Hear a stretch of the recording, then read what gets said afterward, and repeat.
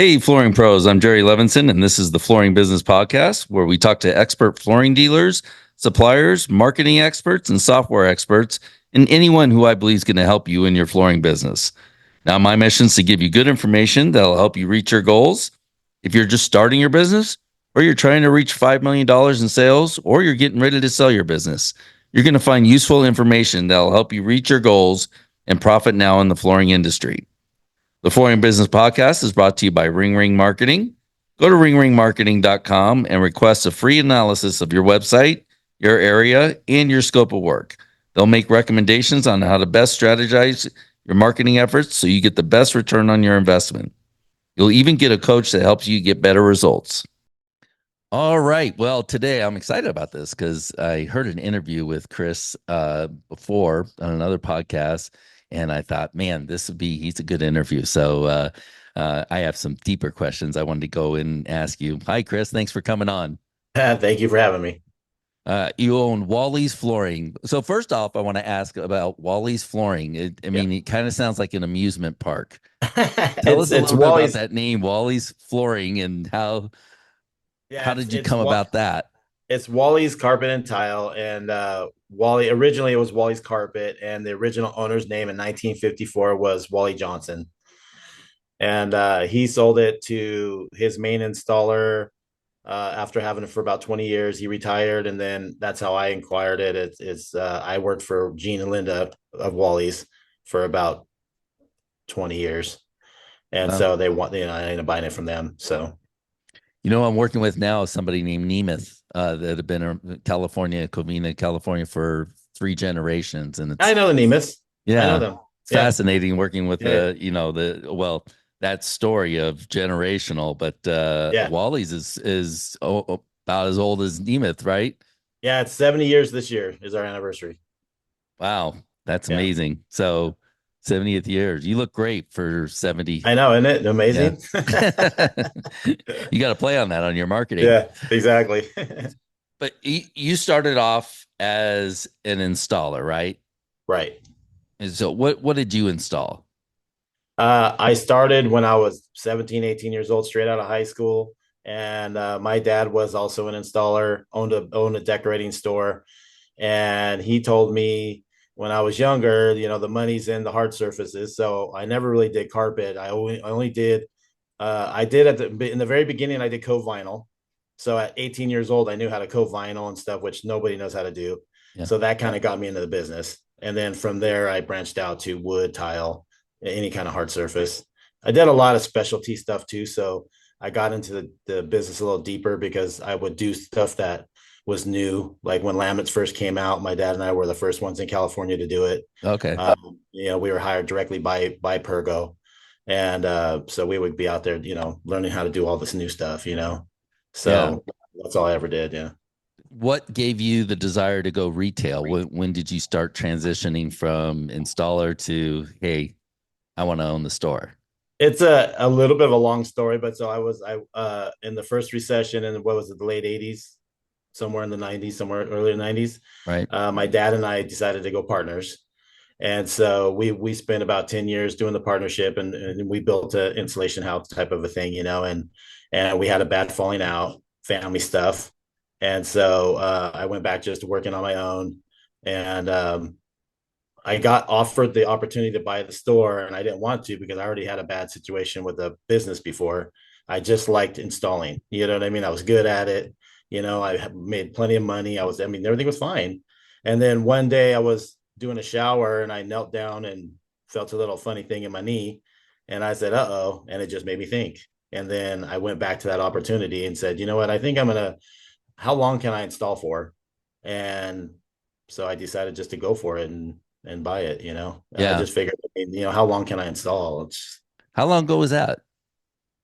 So I bought Wally's about 10 years ago with a partner. And then we split up about in 2018. And then I took over on my own in 2019, fully on my own. And tell us a little bit about that transition. I always find it to be, this is probably one of the most difficult transitions, going from installer charging wholesale rates to retailers to going even if you're doing it directly for the customer, you're still probably charging less than you do as a retailer. Now you're a retailer and you have, you're looking at things differently and you have to make margins and all that. And usually you start off by not charging enough. Tell Right. us a little bit about that transition. How did you grow and learn? So my background, I did too, and I know you'll hear me talking in the groups or whatever, but I did both. I actually worked for stores and I did my own. So when I did my own, I did charge what the stores charged. You know what I Okay. mean? So I already started with a little bit of that in my head. What I didn't know though was margins and the basics of business. I just knew how to be an installer, make money, and all that. So the reason I was scared in the beginning I got a partner was because he had more background in that kind of stuff. So he kind of controlled a little bit of the store. I kind of ran the crews and kept working. I installed for that process, so it was easy for me because I could do both. And then I Yeah. started learning, and then as I learned, I started realizing that what we were doing was wrong. And then that's probably when the conflict started with my partner and I, because I was saying, well, hey, dude, I mean, we, I don't want to use the whiteboard, let's use a Google Calendar, and he was like, no, I mean, I want to do our calendar on the whiteboard. And I'm like, well, it's not working. We have too many guys.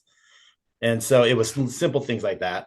And that's when I started getting into the high tech stuff. And I was like, man, I mean, makes life so much easier. I could do my schedule from my phone anywhere, anyhow, and it Yeah. just made sense. And so it was a quick process that I just had to just sit down and it was scary. It's hard to put down what and Right. stop doing it. So I got lucky that I could keep working through the process, but so I didn't get that one day I just stopped installing and then I had help in a store, and I got to ease my way into it. You know what I mean?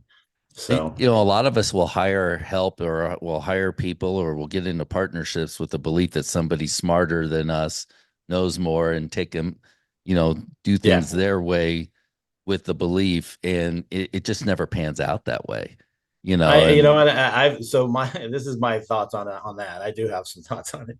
So I did it with my family and it didn't go well. And I gave somebody else complete control and then they kind of messed it up. And then I took the hit for it. I was part of taking the hit because I was owner. And then I did it again with my partner with Wally's, and I let them have full control again because I don't know anything, but I wish I could go back and change it, but then I may not be the person I am now, right. learning the stuff that I am now, and I learned that I can't let somebody else be responsible or be in charge. I have to have my foot into it. Yeah. And so far it's working good. So I guess I can't, I've been a sponge for learning, like I say. And, if you don't do that, what do you just don't, you can't build a business on information that you don't know, you're just guessing at that point. So you need to go find it. Well, and it's the personalities that you have to deal with, and do you have a desire to grow? And again, I just signed on a client's father and son, and I was very fortunate that they're both on board. Because they Right. usually run into a situation where the son wants to move faster, and dad's like, "This is the way we do it," like the old Right. whiteboard. Right. And, Yeah. and so they're not willing to make those changes like the son wants to. I've got a Right. couple of clients that are father son relationships where the son just wants to go fast and dad's like, whoa, we don't Yeah. charge that much. I can't see doing things that way. We Right. can't, we got to line item our estimates. We got to email quotes and, Yeah. and they move a lot slower. So it's nice when everybody's on board. The larger the company I seem to work with, the coach, the more difficult it is for those changes to make. So, within your company, you made a lot of very dramatic changes over these last few years, Right. especially uh, going with Broadloom and Rollmaster and everything that they do. Those processes and systems were difficult, and so Crazy, you crazy had to difficult. learn it and then teach Yep. it. So how did that Yep. go? So my process with that stuff started with Measure Square, which it was a huge difference, like I mean, and the learning process of that was very simple, so I got everybody on board with that. and I have 3 salesmen at the time. And so we jumped on that, got it. It was doing really well. And then I knew that I needed to do something different software wise. And I think I'd already joined Floors to Go, and I've already got a lot more mentor type people. I think I had already talked to you at that time where I was like, I'm getting information and I'm taking it all in. I'm thinking, oh my gosh, there's no way I could afford this software, stuff. So I started searching around and I actually signed up with Q Floors, and the process for me was so difficult, and I just ended up dumping them. Yeah. And after 6 months of trying to do it all, and I had to do it myself. And then I decided to go with the broadloom, and the customer service was just incredible. The teaching, I mean, I had 2-3 meetings a week, and just it was so simple. You know what I mean? Yeah. It was long and hard, yes, because there's a lot of stuff you have to put in. I mean, you got to take a whole company and put all that information in this new system. Right. But it goes back to the how do you make decisions if you don't know the information? And I was on QuickBooks before, and sure, I could run reports, but nothing like what I could do now. Yeah. And so it was in my head, it was mandatory, and everybody hated me. Everybody that works there hated me. We're still in the process of learning a little bit because there's still things that we have to learn, but we're Well, running full force let's now. talk about that because in I don't care what company it is, everybody gives you kickback Yeah. on that process, especially when you introduce a new process. Yeah. And once you get it going, they'll sing your praises. Yeah. They'll go to work for somebody else. They might quit someday or Yeah. get fired to go to work for somebody else, and they'll be frustrated as hell because Yeah. there is no process. You Yeah. know, we had that experience. Somebody quit with us and said, you're getting to be too big corporate, and went to Right. work for another guy, didn't make any money, and was very frustrated because all the Yeah. customers were pissed off because there was no process. So I just recently had one of my guys say something in that kind of like, it's different than when I first started kind of a thing. But I can tell you this, I've not had one person quit that started working with me. Everybody's still here that I've hired. Yeah. And because we are a close knit family type situation, and it's all about how you treat people. It's more than the business itself at times, so you got to make sure that your people are first. Yeah. And so I think that's why. And same thing with installers. I have no problem with installers. I got tons of installers just waiting to come work here. I just don't have enough work. You know what I mean? And Yeah. I wish I did, but we're working on it, so, but, yeah, I mean, things do go wrong though. What happens when you do have problems have you had any problems with employees? I mean, internally, or they're having personal problems in their life. It's affecting work yeah. And I catch it. And I think that I know everybody well enough, that where I'm not going to tell all the stories, but I have one particular thing that just happened recently, and I gave them a couple of weeks off and helped them figure out what needed to be done with the situation and stuff. And I just, like I said, I treat people like family, and it's in my best interest because they're the most loyal. When they did really you realize that? Did you start off wanting to be people's friends and be equals? And when did you realize that your dad, Yeah. you have to be, I mean, you're Yeah. in charge, your dad, there's So no two ways around it. yeah, so you know what? I guess that goes back to my installation background. So when you're an installer, and I had 4 or 5 crews at the time, and we would work side by side. So I was always one of the guys. You know what I Yeah. mean? So that is a hard situation, and I just my wife says I'm a total different person than I was 2 years ago as far as work goes.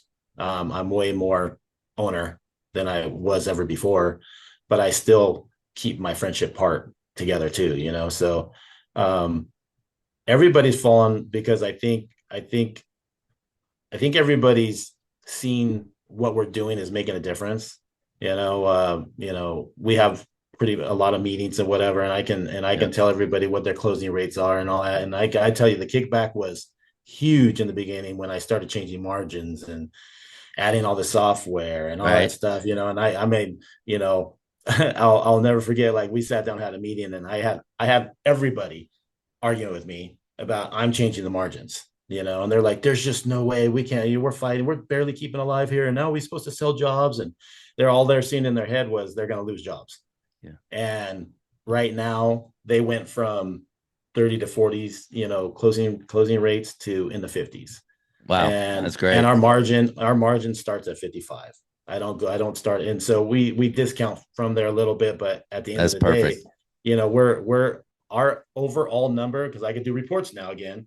I have an overall number with commercial and residential, Yeah. and our out the door number is like 43% margin. Wow. That's fantastic. Yeah. And so that's and then they're all seeing the money now. Yeah, we They're all always starting start to our see their clients at commissions. 55% and give discounts from there and Yeah. found it's just, there's a lot of things about it makes it so much easier to Yeah. offer sales, offer specials, give Right. yourself some room to go negotiate. If prices go up, you don't have to dramatically change everything, Yeah. overnight. You Yeah. just give less of a discount. But you know what I Um, did was, which I thought was funny. So they gave me so much kickback going from 45, trying to go up on 45%, yeah. that I just didn't tell them anymore. And so it's in the system, and we use QR. Everything's in our system, so that it's not like they have to put numbers in. So they don't really need to know all the details. It just pops up on the screen. So I don't think anybody to this day even knows that I went up to 55. Yeah. They will now.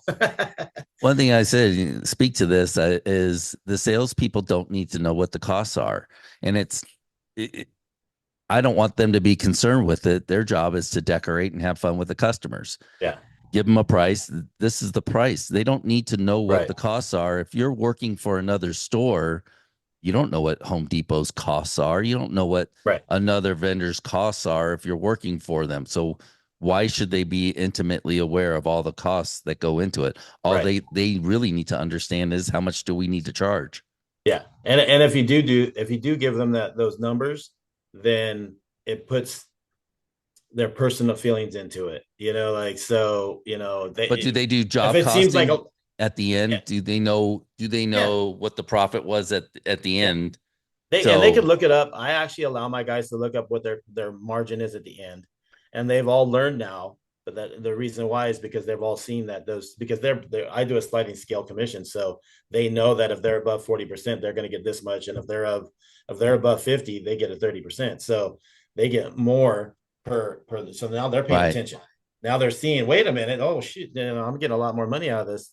Just by going up a couple dollars. Yeah. So don't change the numbers. Do you see kind of the attitude and the culture change too, where they brag about Oh yeah. getting high margins, Yep. We and they actually have feel little, thump their chest and they feel great yeah, about it that they we got have good little margin. competitions. Yeah, we have little silly competitions, and our competitions is, I used to do like $100 to the highest sales, but now it's just we just have salesman of the month, and we just put their face up on something, and we always find a dumb picture of them on Facebook or something. So it's like That's not a great funny. picture. Yeah. And then we all make fun of them, and then it's just part of the I won. I got the highest margins, That's because they awesome. really do like it. It's all about, I don't know, it's all about pride and just saying I did it better than everybody else.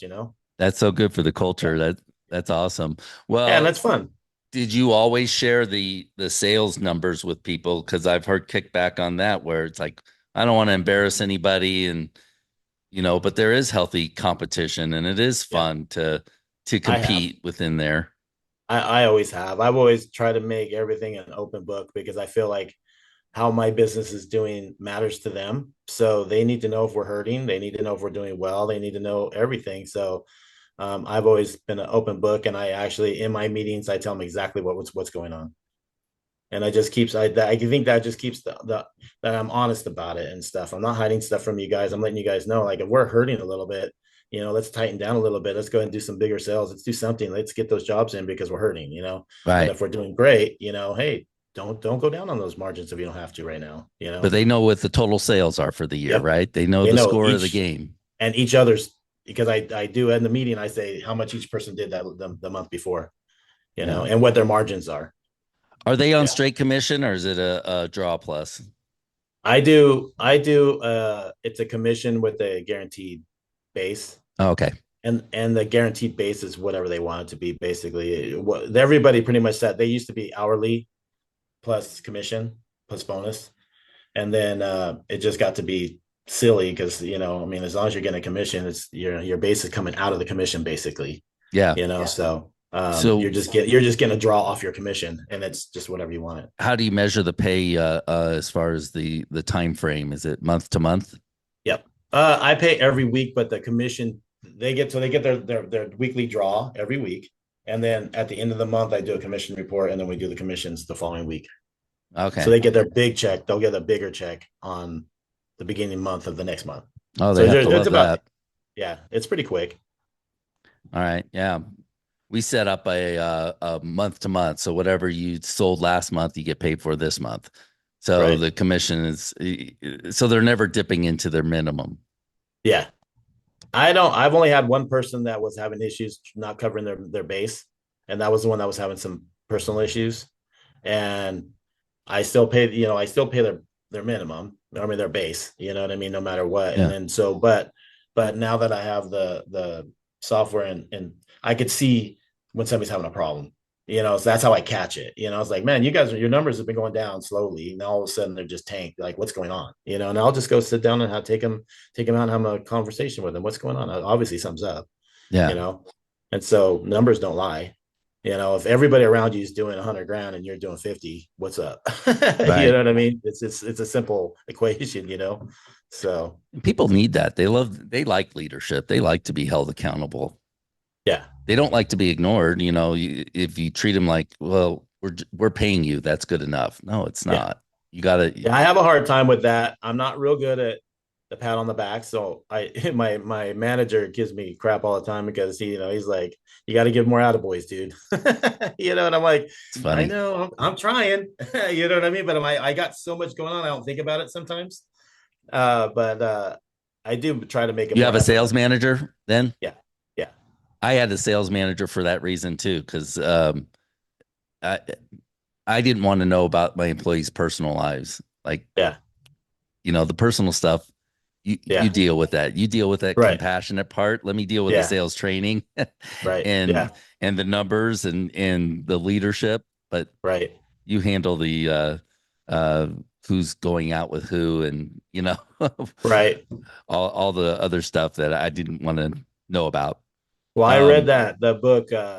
A lot of people talk about traction and the EOS system, and one of the things I learned through the books that I read um, was that I'm a visionary type person, and I'm not as good as implementing things. yeah, So I had to bring somebody in that could do those things because my mind is always reeling on stuff to do. What's the next thing I could do? What's the next thing I could do? And then I'm done with that. You know what I mean? So once I right. do something, I want to move on from it. I don't want to be bothered with it anymore. I just want to go to the next option. That's kind of like, I guess that's the hard part about being a visionary. Right. You got the ideas. It's just you don't want to just keep doing it. Well, we need it. We need the Walt Yeah, Disneys of the world, right? yeah, Else you wouldn't have yeah. Disneyland. Well, that's fun. You wouldn't have Wally's World. Yeah, exactly. Um, One of the things I found fascinating, I was talking to Buddy about this, Buddy Mitchell, and that's, how much can a single location do? And just through Yeah, observation, um, it seems like any single location maxes out at about 3.5, 4 million. I don't see a whole lot of them, the family owned right, businesses. I don't see a whole lot of them reaching that $5 million mark. right. What's your thoughts on that? So I thought about that because Kyle asked me something about what I think a store is capable of doing. And then I thought about it after and I thought, it's not so much the store, it's the people in the store. How much are they capable of doing? So I think like my Ukaipa location is a very small store. It's only like 1,200 square feet. And they're doing 120, 130 each, roughly.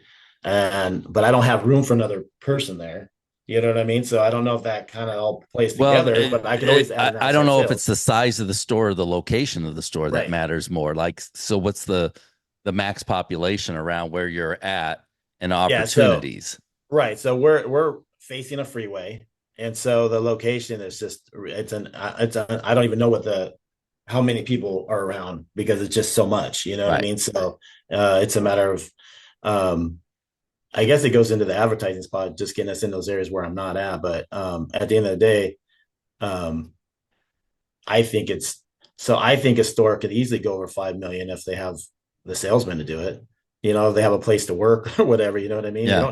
You don't need that much. That was kind of like where I was going with the shop at home program and all that kind of stuff. Is you know, But um, but that's the other thing, and and again, buddy, I think acknowledge this. Yeah. I've learned this myself, and I think you found this out as well, is that you can't just do a bunch of marketing in an area and attract people the way you can Right. when you have a location there.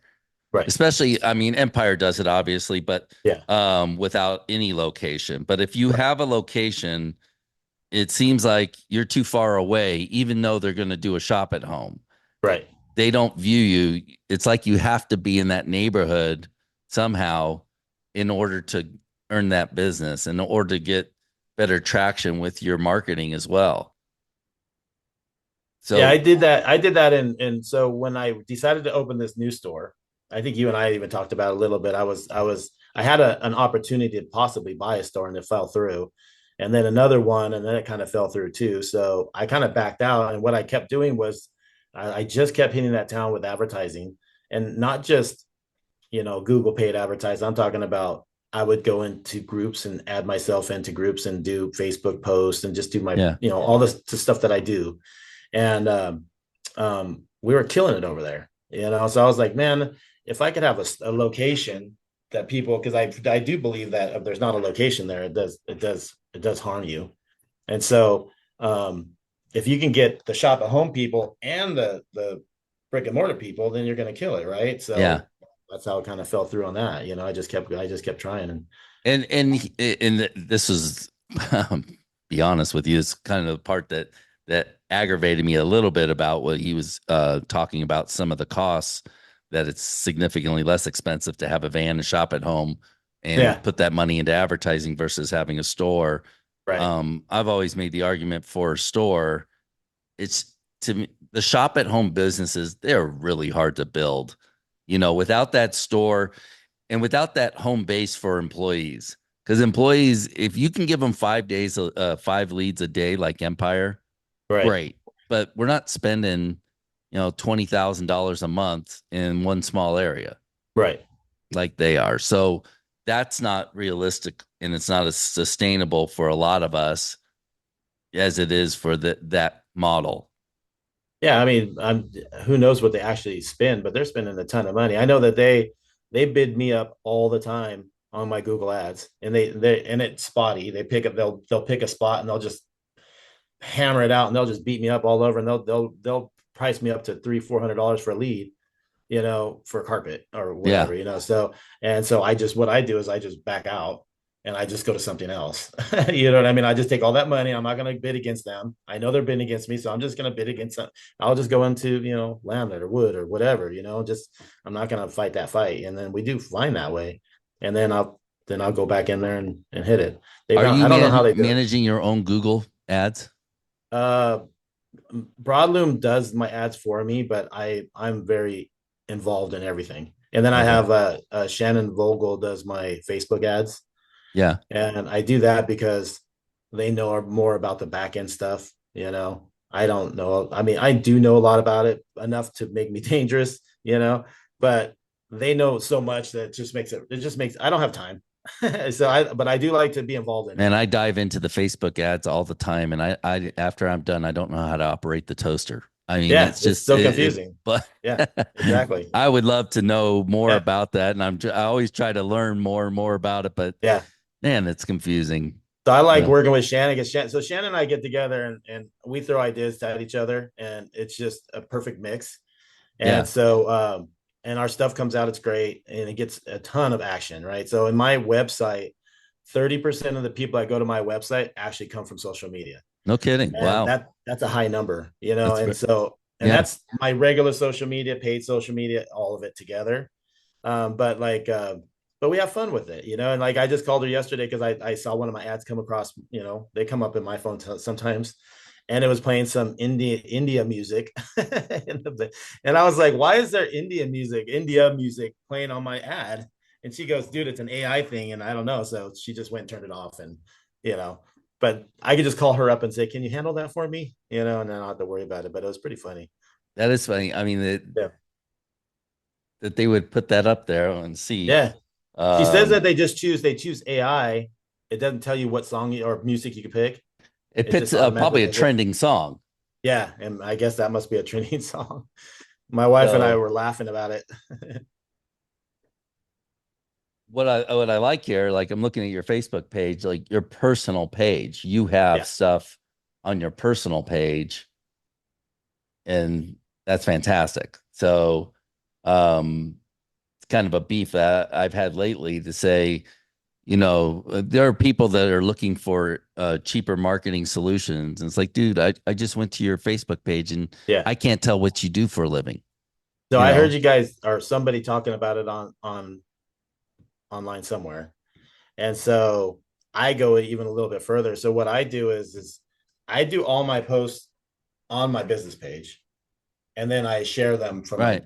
my personal page at the same time. So you're getting whoever's connected to the business also, but you got to share it from your business to connect all the people, And so Now, what about um, your salespeople? Are they sharing? Are they doing anything on social they media? do, yeah, yeah. Actually, there's a couple of them that do more than others.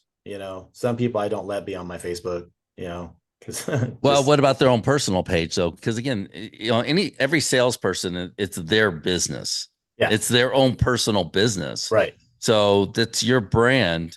Why wouldn't you let your friends and family and people that know you Yeah. best know what you do for a living? Right. I know that they do shares, they do likes, they do stuff like that. I don't know. I guess that's about the most. I know my bookkeeper, she's actually constantly putting posts up, little Really? things. Yeah, she's really good at that in Instagram. She's better at Instagram than I am. But like when we did our grand opening in Upland, she was constantly putting up videos of everything that was going on, which was cool. So I want you to do an experiment and figure out, have a contest for your Yeah. employees who could shoot the most creative video or Yeah. funniest video or get the most likes or shares or whatever. Yeah. Do some kind of contest for them to get Good idea. them involved. And again, they should be having fun with it. It is social Yeah. media. It's supposed to be sociable. It's supposed to be Right. fun. It's supposed to be entertainment. Well, like I said before, like I'm good with doing little videos as long as I'm not in them. I'm constantly doing something, so it's not a big deal. But Why don't you want to be in them? I don't, I don't, I just like it's a fear that I can't get past. I'm going to get past it, but it's just a nerve. I don't know why. It's just, you know. So I push myself in them a little bit right now, but like Jay, he's doing it constantly, and He's I'm doing like, great. that's so cool. you Yeah. know, So, I don't. Mike Anderson, Radar Flooring. I talked to him. He's deathly afraid of the videos too. I'm Yeah, trying like hell. I yeah, interviewed him one time. He is so good with customers, yeah, and he is so good with people, and he could speak in front of an audience. Man, you turn up like a camera, and that guy freezes. yeah, So, yeah, trying to get him past that, I even tried interviewing him just to make it easier, and it just yeah, didn't work. yeah. But one thing I found that works too is just doing a voiceover. Did you see that video we did with the dog walking around Yes, yeah, yeah, inspecting? And yeah, so we just did something goofy on that. But yeah. I've seen a lot of videos on TikTok and whatnot where they're just playing music in the background. Right, I just think it has no value. Like there's gotta be somebody telling you what's going right. on. I'm usually talking, doing something in mind, like um I feel it's more personal, What if you're I not on think camera? Can you talk and shoot a yeah, video and talk? yeah, yeah. That's Oh, pretty much well, what I there do. you go. Have you You know what I tried was doing? using Instagram and doing I can't remember the feature, but you can see you and what you're shooting at the same time. Oh yeah, no, I haven't seen that. I got to get more into I got it. So I just started doing more TikTok stuff and then Instagram. Um, it's just a lot to learn too. Yeah, I liked I the only reason I got on Instagram was to shoot these videos, and the feature was I'm gonna getting all these Kamala Harris memes. It's called Dual. Dual. So if you go on there, you hit dual and it'll show a picture of you and a picture of whatever you're shooting. Right, And if you're in the small picture, just double tap it to get you in the right. small frame. And then I really love it for your showroom or anything that you're shooting, because you could be looking at somebody's house and telling the Right. story and walking around, Yeah. and you're not looking at your own image, but it's great for viewing. Because you can see somebody. It makes it more Yeah, personal. Yeah. right. I know. Yeah. It's I don't know. It's a I even tried I just started like a week or two ago working on an AI for me that Yeah. does me. Have you seen those? And you could actually make an actual duplicate of you. And I'm like, well, then it wouldn't be so, I wouldn't be so scared of it. And I so have a I'm actually in the love-hate process of doing relationship with that. AI. Jason Potts Yeah. just came out with one, and I Yeah. went to this website and checked it out. And it was actually much better than I thought it Yeah. would be. I Right. asked it a bunch of questions, and it did a really good job answering the questions. Right. It- My only argument against it is tell people that this is AI. Don't tell them Right. if you're. I don't like it for customer interfacing. Like if I want customers, they're going to call in or they're gonna type in. If this is an AI bot, I want to let the customer know that this is AI Chris. Right. Yeah. If Yeah. you want to talk to real Chris, hit this button. Right. Right. And Right. I think if you give people the option, they'll stay with the AI out of curiosity. They'll test it Yeah. and see if it can answer their questions. And then if they don't, they'll appreciate having that option of going to a human. I think that anytime you give somebody more options to make things easier, then it's a win-win for everybody.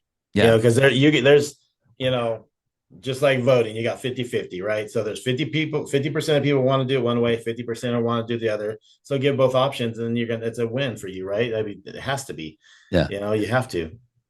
I do that for everything. Like if anything that can make the customer's life easier, that's what I'm doing. I got click to pays, I got, Calendly links, I got everything you can imagine that makes things easier. They never even have to come into the store once if they don't want to, but if they can want to, they can, you know. Yeah. I love the So Calendly link on the website to go there and be able to yeah, book your own appointment. That's fantastic. yeah. So, And I how do you use that manage for that? I do it. So to go back to what we are talking about earlier, like so I just hired my son for the first time. So he's 25. He went to the Marines and then he came out, he got hurt, he came out, and then he started doing his own thing. And we we talked about it. I'm like, listen, I don't want you to come work for me. I don't want us to have a problem like my dad and I had, and I don't want, to make things like that. And so I said, you go find your own way. And in a few years, if it comes to a point where you want to come to, be part of the business, then we can talk about it. So he didn't even ask me, but he ended up working for Floor and Decor for a couple of years. And so I just offered him a job and we went over there and tested him first. He didn't know we were doing it, but we went there and had him walk us through the store and, Yeah. explain things to us, which was cool. And so he just started working. So I got him right now because, the younger generation, they understand that stuff. So I have him helping me now. So what I do is I get any leads that come on online after hours, I will respond to them. Some stuff I have AI's responses or whatever, but I'll respond to them and then I send him everything. And in the morning he'll go through all the leads and respond to them and answer them and stuff, including Right. Podium. We have Podium chat and all that stuff too. So anything that comes, if somebody hits the chat box, that actually goes to my phone and I can respond to it if I'm available, Yeah. which I try to always be. So Right. So I like it. I'll probably use this as a caption. I secret shop my son. yeah, yeah, he didn't even know. Yeah. Have you ever And done a I made secret him shop like competition and had him out for estimates or anything like that? No, but I have thought about going. I like to go see what other people do. Like everything that I do is just out of my head. So I think that it's cool, but maybe it is, maybe it isn't. I don't So know. anybody that's could use a little bit of money, somebody in church or somebody needs a little extra money, pay them $50 to secret shop, $50 a Right, person, and then give them a list of questions and say, I want you to look at this, get an estimate on this. I like to see the process. So we had a secret shopper done. I did like 20 people, and I even secret shop my own company. So I right, had her set the appointment. Um, Ended up having my dad came out, and so did they give you an estimate in the home? What was the follow up? What were they right, like? And it wasn't even the price shop because we were by far the most expensive. But one of the reasons we were the most expensive is because we gave the most options, where other people treated her like she couldn't afford anything. So they were always trying to bring in cheap stuff. right. So she appreciated that fact. I don't know in real life if she would have gone with us or not, but it was a good measurement of what we were doing and the follow up, which was important because Right. almost nobody followed up. I think that's a huge part of what's changed our business around was when we did get into the softwares. We got the my second one after Measure Square was RLM. And so when you start managing your leads, it's amazing how many drops. I guarantee you, like when I started, I probably lost 50% of my jobs just because I didn't follow up. Because I Wow. just thought, you know what? I'm just sending the estimate out and never even talk to them again. Just I'm busy, and I'm just sending stuff out. And now we have a process that they have to follow, and they have to do follow-ups until they say no, basically. And So so, walk me through your process a little bit here, if you don't mind. yeah, Customer comes in or calls you out. You guys go out to the home. Um, if they just call you out, you're bringing samples out, right? yeah, we'll vet it a little bit and try to see what they want. We'll bring some stuff out. We have some normal stuff that stays in the car, in the trucks at the all the time. So Yeah. there's go tos. Then we'll try to fill them out to be more specific. And then the guys will go out. I'm actually working on the shop at home thing to have everything available, but we're not completely there yet, just because with the new store opening, it kind of put a stop on everything I was doing. And Yeah. so, I don't think it's um, necessary. Look, we're in Arizona, so we can't keep samples in our car. I have the same issue here. My samples are falling apart left and right Right. So because it's just so I don't, hot. and if Yeah, you look at the empires and places like that, they throw samples in their car every yeah. day. So I want to have just maybe not everything, but I want to have an amount of something that's good for everybody. Like your go tos, but a little bit more than like we only have like two or three go tos right now, that they'll keep with them. But I yeah. will want to have like more. I want to have three or four low end, three or four mediums, three or four high end, super high end. I think those should always be there so you have an option just in case. Because the sooner, I mean, if you can close in the house, I think you guys talk about it all the time. Is if you close in the Yeah, house, I mean, that's a win-win, right? So, definitely. Are you that's one guys of giving people a price in the home? we're in the beginning stages of it now. So when you and I first talked before I did software, I had implemented a whole plan. Everything in my store was priced with letters, and I had a number system and everything. And so, but when you go in a house, I had numbers bundled together. So Yeah. yes, I can still do that now. So the guys do that now as a rough idea, but they don't do a hard. This is how much exactly it's going to be. Boy, But that would dramatically change things if you guys yeah, even use a paper invoice. This is one thing I don't like right, about software. I find the software tends to slow people down, like right, because it's complicated to learn, use, and implement. So I love Floors app, recommend that. right. And as easy as it is, and I know Jay uses it in the home, but Yeah, as easy as it is to use, I still find it's easier just to have a tangible paper invoice. And I right. think customers like it too. Yeah. So what my deal on that was because I've gone back and forth with this thing a bunch of times. I want to do both. But I really want to have everything capable for them to do it in the house with the computer, though. So I want them to have a laptop with them. I have a guy testing my new system now. I've built in Broadloom a way to do a shop at home. So I bundled all the labor, I bundled all the this, and I bundled all that. So Yeah. it's and I have associated products. So basically, let's say I pick a carpet, and you put that carpet in, everything that goes along with it pops up automatically. Right. So it seriously takes 2 minutes, and then it gives them the actual number. So that's why it's been taking me so long to do that, because that kind of stuff takes a long time, is to do all the computer side of things. But that's why I've been slow on doing it. But that's my next thing. If I could do everything in the thing, have it there, they could print or send it to them, print it out, they could pay for it right there. All that stuff's in their computer in front of their face. It's a win-win for us I'm too. going to give you a golden idea that's going to more than Yeah. pay for this call that you're All not paying right. for. So, this is why you should hire me. I'm telling you. Yeah. What you need to do is do a Facebook ad and saying, we're testing a new system and I need somebody to practice with. We'll give you a $50 Amazon gift card to allow my salesperson to come in and do a mock estimate for you and let them practice on practice customers. You are going to Get them get real comfortable. customers out of it, Yeah. but allow them to go in and see what's wrong. Right. this is my system for training a salesperson in 2 weeks too. Yeah. Yeah. Yeah. That it doesn't shadowing, doing computer programs, doing this thing, it never works. The Right. only thing that works, you got to get out there and do it. Yeah. That's actually true that, with our program, I had to learn the whole program Yeah. from it took me 6 months to get really I mean, from the financing side to the, to inventory, all that stuff. I had to learn every little detail of it. I only had to teach my salesmen certain parts of it. But now at this point, I don't do sales. So if now that I've been at Upland for, with this new store, I have to have been doing some sales and I'm going to my computer and getting into the sales part of it, Yeah. and I get nervous, like somebody's sitting right in front of me and I'm trying to do a quote real quick for them, whatever, Right. so it is a matter of just practice, when you get used to it. The And salesman will get it down though, I you would know? rather, I would only focus on doing it with carpet. And then once you get that nailed down, luxury vinyl, laminate, Yeah. and then you have your specialty items. Hardwood's more complicated, tiles more complicated. So you could take more time. And do you guys do Right. everything? You do tile, Yes. hardwood, Everything. Yeah. and do you have salespeople who are better equipped to sell tile or better equipped to sell hardwood?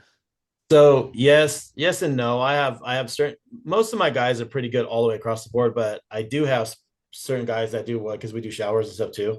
I Yeah. have certain guys that will do showers, that will, only certain ones will do it. Um, but for the most part, they're all pretty good. I know that you and I would disagree on, I like old installers as salesmen. I think it's, if you can come in with if that the knowledge up front, it Mm-hmm. just helps in that process. I'm not saying you can't do it the other way, but I'm just saying for me it's more beneficial because I could talk to that guy while they're on the job and he could explain something to me and we could decide together what's the best way to deal with it at that point and not have to do another call or a follow-up or whatever, so having somebody that has that knowledge behind them helps. I Yeah. would just, regardless of who I hired, I would want to make sure they had the personality for it, because you can Right. hire a great guy. I hired a gal one Yeah. time and blew through 10 leads without getting a closing a sale. And it's like, Right. you know what? You're Yeah. a wonderful lady. Go work at Home Yeah. Depot as a cashier, but you're not going to be a salesperson. No, Don't I ever have some become a friends that salesperson. are, yeah, I have some friends that are lifetime installers and they're the worst salesmen. And I'm like, you're walking into a house, you got a referral. How are you not getting that job? You know what I mean? Like if you got walk in with a referral, you should have that no problem. And they almost talk themselves out of it. Yeah. Oh, well, maybe you should get a couple of other bids or you should do this. You know what I mean? I'm like, whoa, what are you doing, dude? Like if they're ready to go with you, just go with it. Just let them go with you. I mean, everybody needs a level of sales training, and this is the funny thing about what I do. I don't really do I sell sales training, but really what I do is I provide a sales system that makes it easier to sell. Right. So um learning is much easier, and no slick closing tactics or anything like that. But when you can simply give a customer the price, that's the big formula for this, for success. The Yeah. easier it is to give the customer a price, the faster, better you're going to be. The more Yeah. you could focus on, again, just decorating and having fun with the customer. Right. Because Yeah, if and you that's put why I so much, wanted the software to do it. So it makes it easy. I right? want it easy for the guys too, and also for the customer. But if they could see it right there on your screen, here's your numbers, boom, boom, boom. I'll email it to you right now. You can pay for it, but it's just simple. Why make it so difficult? Yeah. Do you mind sharing a little bit about your marketing with us? Yeah.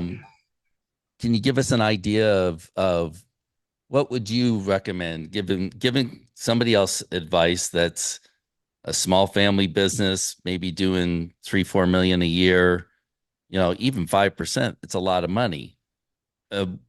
What percentage or dollar amount do you think is a good investment, and where would you invest that money? What would you advise people? So I would do. Um, I know what I know because I started with a store that has a big name. It's been around for a long time, so it was a little bit different. But I got to go by the things that I've learned. And so the things that I learned in the very beginning was if you want to grow, you should be doing 10% of your income, right? So I was like 10% of sales or sales. 10%? Okay.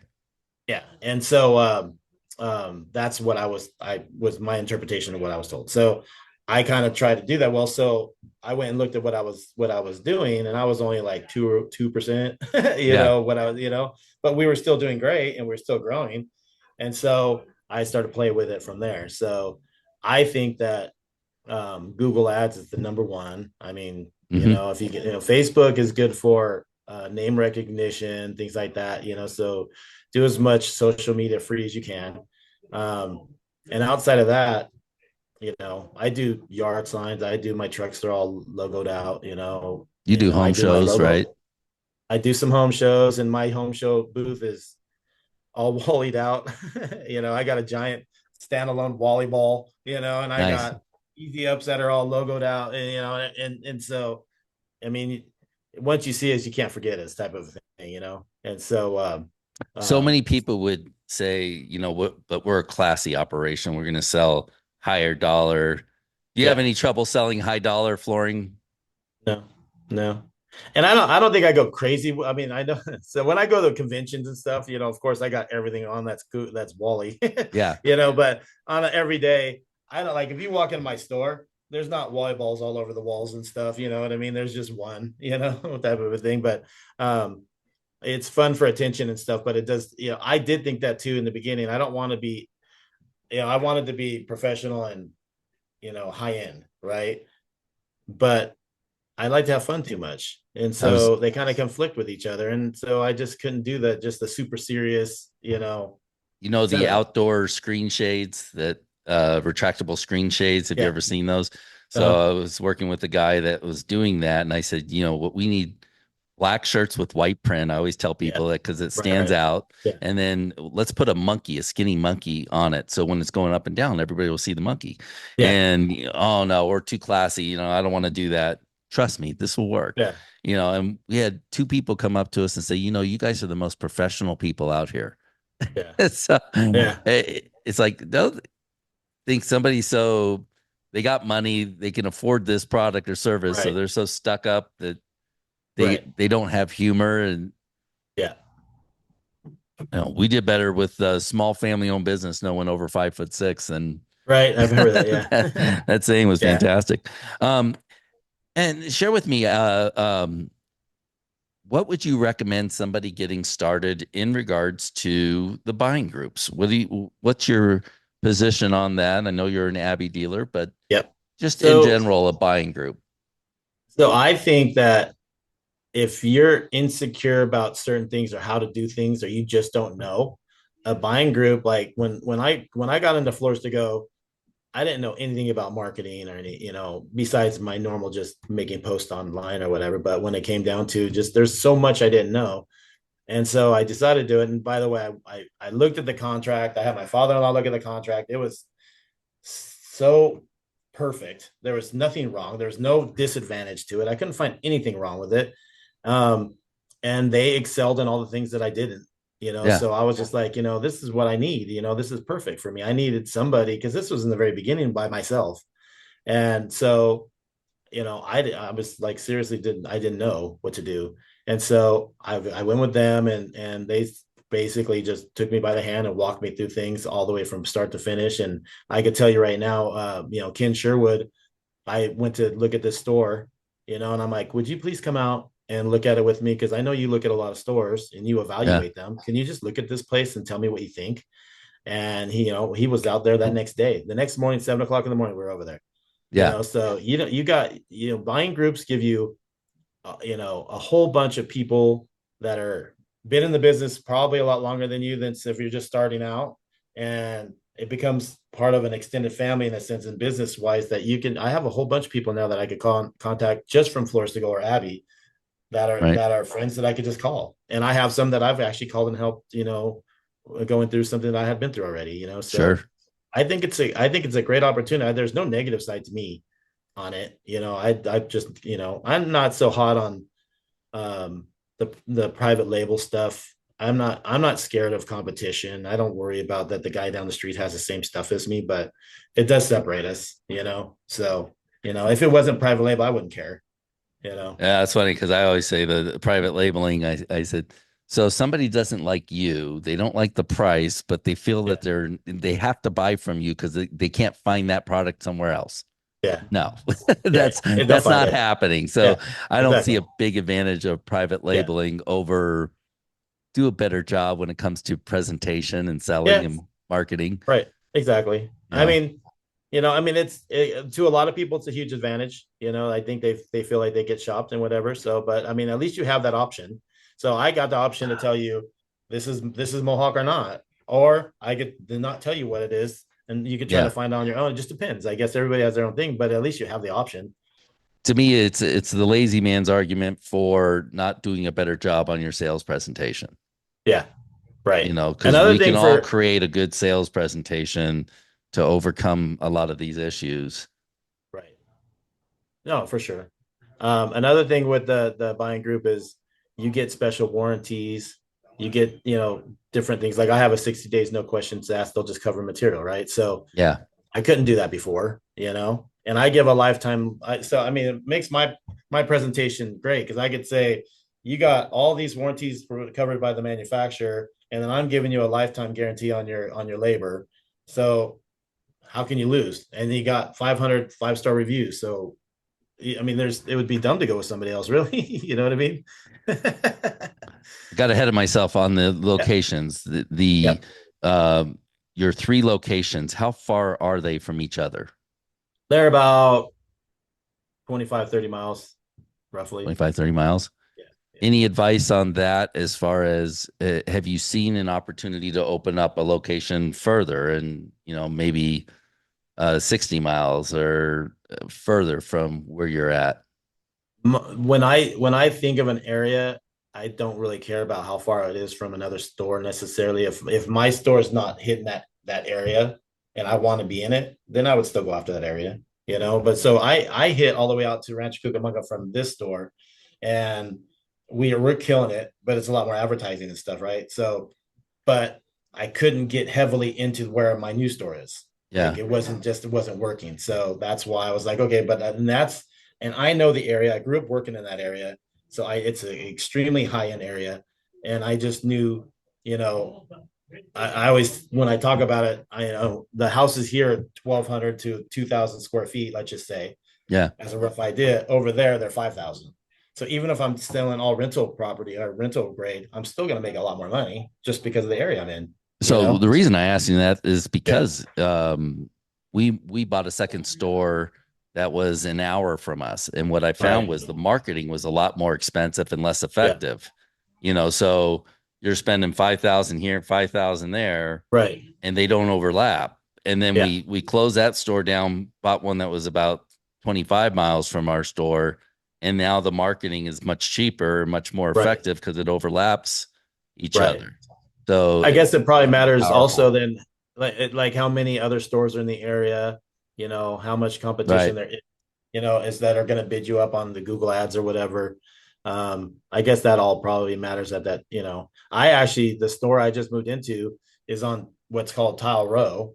So there's a whole bunch of other stores there, but they're mostly just tile, Yeah. so I'm going with a full service. Um, but at the end of the day, again, I don't care about the competition so much. I have had customers already. I've only been open for a month. I've had customers come in and said, "Dude, I was just at the store across the street. They never got up out of their chair." As soon as somebody walks in, you get up out of your chair and you welcome them in. Hi, how you doing? Acknowledge they're there, Yeah. and then see what they want. If they want to just walk around on their own, that's fine. But you have to acknowledge them. You You got to know? train people on human behavior. Yeah, So yeah, you can tell when right. there's no training, right? Yeah, So I'm telling you, I was like shocked, and I'm like, these guys have been there for a long time, and they're not. I mean, I think yeah. that it's customer service. Customer service is where the difference. Yeah. All right. Well, I appreciate it, Chris. We're Yep. not going to go past an hour here, so All right. I appreciate you coming on because I knew All right. there's just you got a lot of great advice for people, and you guys can get a hold of Chris. He's a great guy. He'll talk to you if you need some help. But great job growing that business. So Thank you. it's fun to watch you go and watch you grow. So Oh, thanks. I know I've told you before, but I appreciate you. You were one of the beginning stages of me expanding and getting the ideas, and you were there. You called me, spent about 45 minutes with me on the phone, and that just kind of like changed everything for me. So, I guess I could put in here, I would recommend anybody talk to you about business. I So, appreciate it. I appreciate got it. it. All right. So yeah, if you guys want to do 90K in 90 days, give us a call. Let us know. All right, There you Chris, go. sounds good. Go All out right. there and finish your vacation. You got it. All Thanks. right. Have a Bye good now. one. Thanks for joining the Flooring Business Podcast. Now, if you'd like to have a one-on-one discovery call and learn how you can increase your profit and sales by over 30%, go to jerrylevinson.com and let's discuss where you're at and where you want to go. Don't forget to tune in next week where we have another great podcast with another flooring pro.